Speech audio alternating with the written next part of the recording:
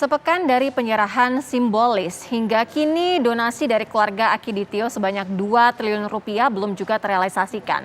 Kini kasus dana bantuan untuk penanganan COVID-19 Provinsi Sumatera Selatan itu bermuara di kantor polisi. Lalu benarkah ada aksi tipu-tipu di balik sumbangan ini? Publik dihebohkan dengan pemberitaan anak Akiditio Heriati yang diperiksa oleh Polda Sumatera Selatan terkait donasi 2 triliun rupiah. Tak hanya memeriksa Heriati, polisi juga memeriksa Profesor Hardi Darmawan, juru bicara dan juga dokter keluarga Akiditio, karena dianggap mengetahui kronologis bantuan untuk penanganan COVID-19 itu. Keduanya diperiksa sejak Senin kemarin dan dilanjutkan hari ini. Pemeriksaan terkait pendalaman mengenai bukti fisik uang 2 triliun rupiah. Hingga saat ini penyidik masih belum menentukan status hukum terhadap Heriati dan Profesor Hardi Darmawan. Sementara itu, Gubernur Sumatera Selatan Herman Deru menyayangkan dugaan adanya kebohongan dalam rencana hibah 2 triliun rupiah dari mendiang Akiditio. Ia pun meminta aparat mengusut tuntas kasus ini dan menindaknya dengan tegas sesuai aturan hukum yang berlaku. Sebagai pemimpin daerah ini, minta kepada institusi Polri untuk menindak tegas siapapun yang membuat kegaduhan, membuat polemik, sehingga suasana saat kita menangani pandemi COVID-19 ini menjadi terusik gara-gara ulah oknum tersebut yang seakan akan memberikan bantuan dengan nilai yang sangat fantastis itu kepada Kapolda kita. Jadi ini kami yang diundang menjadi saksi pada saat itu. Memang tak banyak orang mengenal sosok mendiang Akiditio. Ia disebut-sebut merupakan seorang pengusaha sukses asal Langsa, Kabupaten Aceh Timur, yang dermawan karena berbagi dengan siapa saja yang membutuhkan, baik perorangan maupun panti asuhan. Sejak awal pandemi, keluarga Akiditio juga digambarkan sebagai sosok yang ringan tangan membantu warga yang isolasi mandiri. Sebelumnya pada 26 Juli lalu, uang sebesar 2 triliun rupiah atas nama Akiditio diserahkan secara simbolis kepada Kapolda Sumatera Selatan Irjen Pol Eko Indra Heri untuk penanganan COVID-19 di Sumatera Selatan.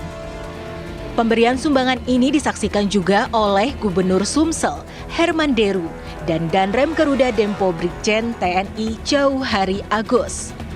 Namun, hingga saat ini, banyak pihak mempertanyakan keberadaan uang sumbangan sebesar 2 triliun rupiah itu.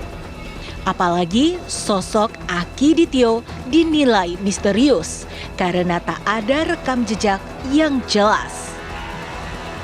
Dari Palembang, Sumatera Selatan, Tim TV One mengabarkan.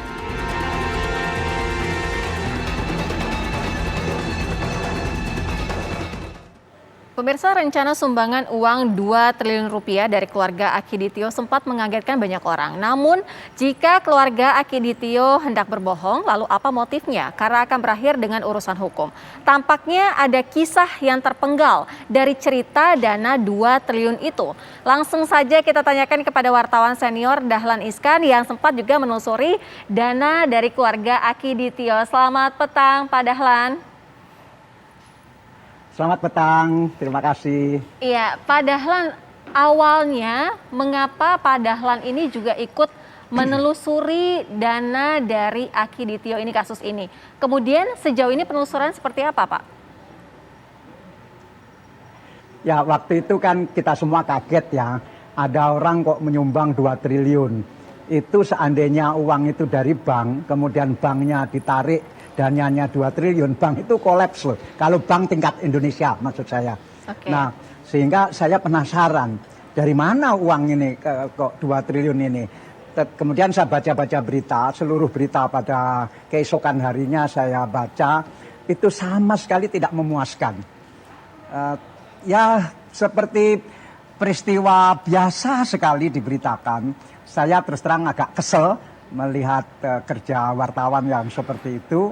Kemudian saya mencoba, saya ingin menggali sendiri apa sulit atau enggak menggali seperti itu.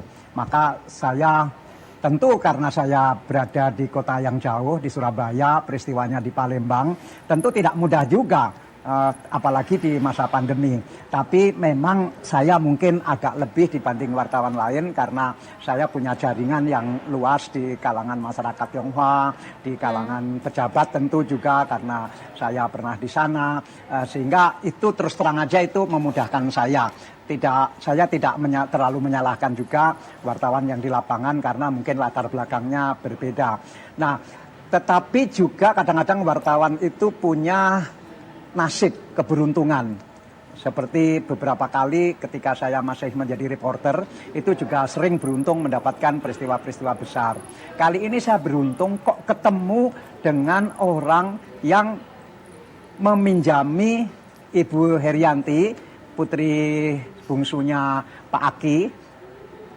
Itu kok saya bisa dapat kontaknya dan dia punya latar belakang yang menarik, yang terpercaya untuk menjadi sumber berita. Ya dari dialah saya menggali ini siapa Ibu Herianti ini dan seterusnya, dan bagaimana hubungan mereka berdua yang kebetulan juga sangat akrab. Mereka pernah punya bisnis bersama, tidak hanya dengan Herianti tapi juga dengan kakaknya. Maka saya beruntung mendapatkan sumber berita seperti dia. Tetapi saya juga ada gagalnya. Kalau kita lihat di foto di TV One tadi dan yang disiarkan di media, waktu penyerahan itu, kita lihat kan ada laki-laki yang memakai baju batik, yang minta maaf rambutnya tidak ada, atau katakanlah botak begitu. Nah, itu saya masih penasaran. Dan sampai sore tadi, saya belum berhasil siapa orang itu. Saya telusuri sampai ada yang mengatakan itu seorang marketing di Jakarta. Saya mendapatkan teleponnya dengan susah payah. Saya hubungi dia. Ternyata, Pak, saya ini nggak pernah ke Palembang. Jadi itu bukan saya, Pak. Jadi saya juga mengalami peristiwa seperti itu. Nah, itu masih misterius. Siapa itu? Kan orang bilang, loh itu kan Profesor Hardi. Enggak, coba lihat foto yang lain. Itu Profesor Hardi pakai baju batik biru. Dan dalam tulisan saya sebut bahwa Profesor Hardi memang diminta maju untuk ikut menyerahkan, tapi Profesor Hardi kan tidak mau. Nah, ini siapa ini? Sampai jam 5 sore tadi saya masih terus menelusuri. Akhirnya saya menemukan informasi belum tentu benar, tetapi saya akan telusuri lagi. Saya dengar beliau ini pengacara.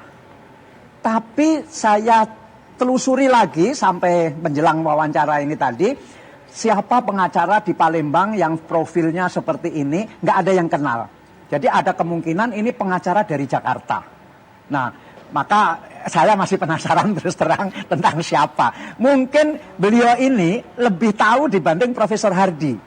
Karena beliau ikut maju, ikut pegang papan sumbangan itu. Nah, tentu posisinya lebih penting dari Profesor Hardi. Kalau Profesor Hardi ini kan cuma diminta begitu. Iya. Ya. Pak Dahlan, tadi ada yang menarik. Pak Dahlan menemukan narasumber yang mengetahui betul paling tidak bagaimana dengan anak dari Akiditio ini, Herianti. Artinya apakah benar Pak Dahlan, ini keluarga Akiditio dari anaknya ini punya uang sebanyak itu? Perkiraan saya pasti uang tidak punya. Dia punya utang aja nggak bisa bayar. Kemudian kalau kita telusuri yang berita yang hari ini di Jakarta, juga ada orang mengadukan meminjami 6 miliar juga nggak bisa bayar. Nah kan tidak mungkin seseorang yang punya utang 3 miliar nggak bisa bayar, dia punya uang 2 triliun. Pak Dahlan, Tetapi kan mohon maaf Pak Dahlan, artinya dia sudah punya hutang itu 3 miliar dan 6 miliar?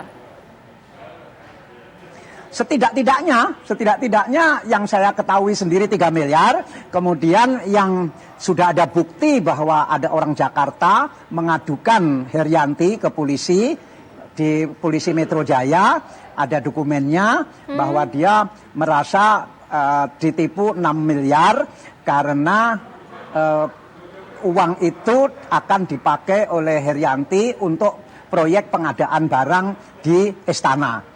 Nah, ini yang saya telusuri berikutnya. Malam ini saya janji dengan seseorang untuk bagaimana uang 6 miliar ini kena proyek apa di istana, dan itu sejak proyek istana kapan, istana sekarang atau istana dulu. Tapi malam ini saya baru dapat janji itu.